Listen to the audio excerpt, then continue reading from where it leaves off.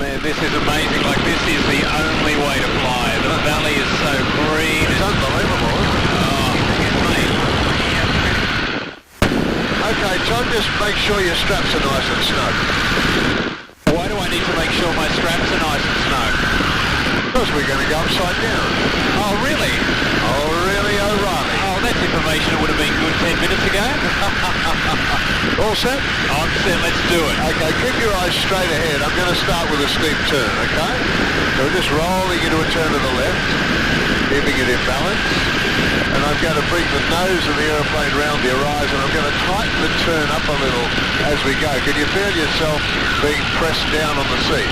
Certainly can. Okay, that's a little bit of positive G, which no doubt you've heard of. And that's an example of what the manoeuvres feel like. Do you like that feeling? I do. Me too. This one, next up, is called a wing over. It's climbing and descending turn, and we're going to do it to the left. So just keep your eyes straight ahead. We're going to come up. Oh, yeah. And around. Across the horizon. Oh, yeah. And back down the other side. How about that? Oh, man, that feels so good. That's one to the left. How about one to the right? Hey, let's keep it equal. Up. Around. Oh, yeah. Back down the other side. You like that? Yeah, should I put my seatbelt on, or is that not essential now? Oh, look, you're an old hand at it now. Well, let's do another one. Alrighty. Just to change direction, I'm going to bring you around out of the sun. I'm going to show you a manoeuvre called a barrel roll, which is like a corkscrew. If you keep your eyes ahead, you'll see I'm going to roll half the roll above and half the roll below the horizon. All set? Yep, let's do it. Up high, round we go. Half the roll above, half the roll below. That's a barrel. See why they call it a barrel? Oh, that is amazing. Glad you like it. Oh, how cool is that? And now another wing over to change direction, and we're going to do a loop. When we come off the wing over, I'm going to extend the back side of the wing over. There's the runway. Down to 100 knots. Put your head back, right against the back of the seat. You're going to get a wonderful view. You ready? Yep. Have a look straight back. How's that for a view? Oh, wow. There you go. You've looped the loop. And I've kept my lunch. Welcome to open cockpit flying, and welcome to aerobatics. Oh, man. Which one was your favourite? I'll get back to you on that. Okay, we're going to give you a fly now. All right. So have a look ahead now. I'll just get it trimmed up for you. There's the level attitude. See where the horizon is there for you? Yep. So right hand on the stick. Yep. Feet on the rudder bar. Gotcha. Remember the top needle's the balance needle. Handing over. Okay, got it. I can't see you, so when you take control, I'm taking control. you shake the stick. All right. And say taking over. Taking over. I say you have control. Taking over. Okay, you have it. All right, mate, we'll just fly along there, get used to the level attitude, and you'll have to come to terms with that yaw. Oh, yeah, there's a lot more yaw than the... Now, these old airplanes have no idiot proofing. In consequence, it won't do anything to help you. So try a left turn. Sorry? Try a left turn. All right. Just getting back into balance first, so you need more left rudder. See the left, the top needle? More left rudder. More left rudder. There you have it. Now she'll come round. Oh, it's not as intuitive, is it? No. Oh, okay. Keep it coming around to the left. There you go. There you go.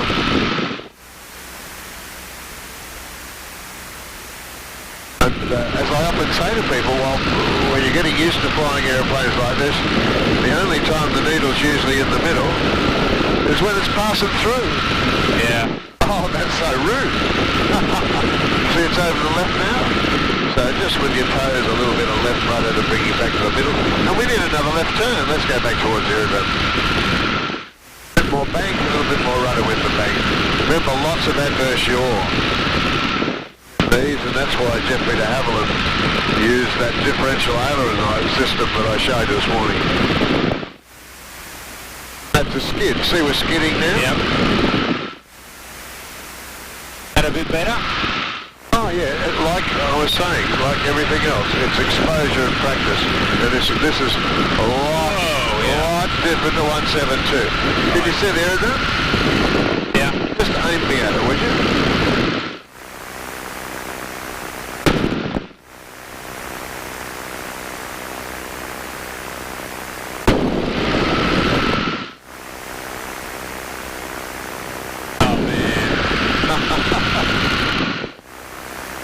Fabulous DH-82A. I don't think I'd like to try and land this. Look, it's a lot different. A lot different. But that will come later. I'm just trying to ride the needle, you know, trying to make sure that... Absolutely. Sorry, I got... As I said, I preempted this before we got in, because everyone struggles with it, yeah? Oh, yeah. And then you overcook it. Yeah, but anyway, if I make you aware of it, and you know what I mean? Right, the Yankee Oscar Bravo. So what's the hardest thing to learn about flying an open cockpit plane? Well, the open cockpit sort of not really got anything to do with it. It's just the airplane design. You know, it's the vintage. I suppose vintage airplane thing is the catch. Yeah, they're like I said, because they were designed so long ago, they don't have all the creature comforts nor design features, you know, inbuilt to make them more user friendly. They're not user friendly, are they? No, not really. I think a long trip it just would be hard to take. I used to love it when I was a kid. Not anymore. Yeah, we get a bit older and we get a bit wiser. Yeah, come round to the left, we'll head to the west, and we'll go over and we'll join the circuit, eh? Yep, gotcha.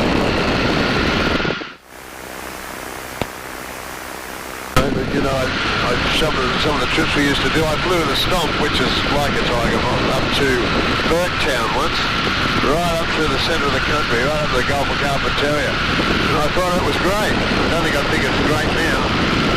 Narcotic helicopter with... Have you flown the Stearman? Yeah. What's that like? Pretty much like this. Yeah. Much bigger aeroplane, but very much like these. Very much like so far as the control harmony goes. Matter of fact, I gave a fellow a checkout in the Stearman, probably about 12 months ago. Holy moly. Very light wing loading, you see, so they move around with the air. That was just like the bottom dropped out. Yeah. I can see what you mean though. It's you've got to be on it all the time, don't you? Yeah, you can't fly them hands off. So if you make a left turn now, we'll come in and join crosswind for 26, huh? Just hold your height, I'll give a call. Mate, the traffic representative of India Tiger Moth is positioning on the dead side to join crosswind. Runway 26, full stop, traffic left. Still how's my radio sound, alright? I got you about strength 4 there, mate, yeah? Thank you. Straight ahead now.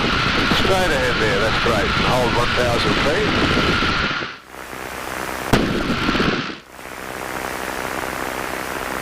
And we'll take it back down, eh? Alrighty, holy dooly, hang on. Trying to take it back down. And the thing is, if you get off 1 minute, it's just blown you well and truly away, hasn't it? Yeah, that's right. And it's very easy to have yourself enter a pilot-induced oscillation, the old PIO, where you start actually to correct your corrections. You know what I mean? More so than the 172. Yeah, straight ahead now, mate, wings level. I'll just come up with you now. All right. Got to reposition. You have control? You can stay though. Okay. Just follow me lightly and we'll, what I'm going to do is I'm going to land on the grass. All right. And we'll probably make it a wheeler. We've got two choices with a tail dragger. We can either three-point it on, you know, touching down on all three, or do what's called a wheeler or wheel landing, where we roll it on the mains. Usually in strong or gusty crosswind conditions we do wheelers. gives us more control because we've got a higher touchdown speed. Gotcha. Usually 3 point, the normal landings. Today is wheeler weather, Todd. All right. So I'm going to do a wheeler onto the left-hand grass. I'm going to keep the speed up. We've got no flaps, so we'll make this one a flapless. What do you reckon? Well, if you haven't got them, you can't use them. I'm afraid it kind of simplifies things, doesn't it? Story of my life. All right. Now, normally we'd be using an approach speed of 60 knots. Yep. As you can see, I'm using more than that. 65, yep. And I'm just going to aim him down there at the left-hand grass. Now, nothing to see over the nose, so by looking over the nose in the landing flare, you won't have any information. So I've got to get my head out the side when I'm landing. Okay, so everything's different, isn't it? So down we come. Now I'm going to level out.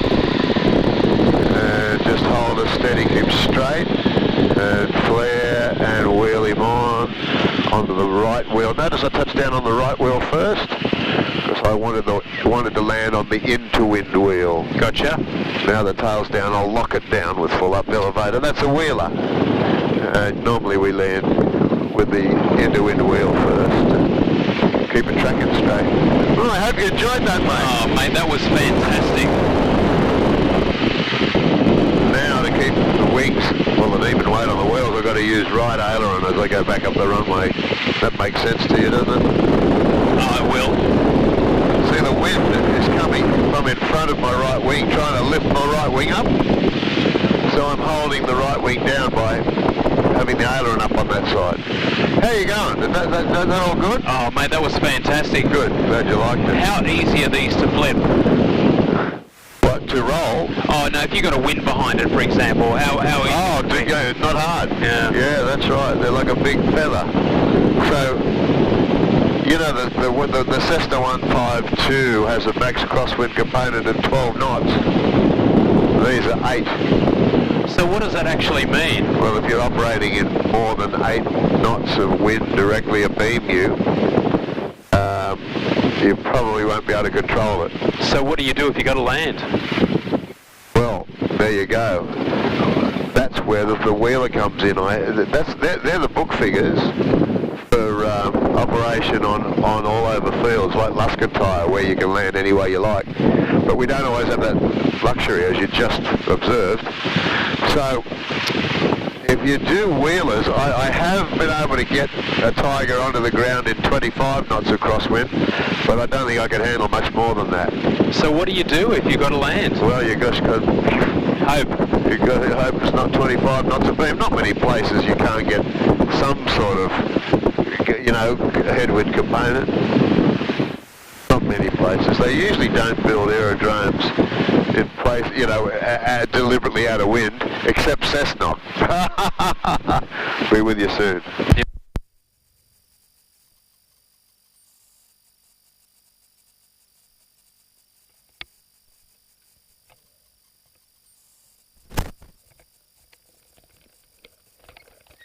There we go, mate.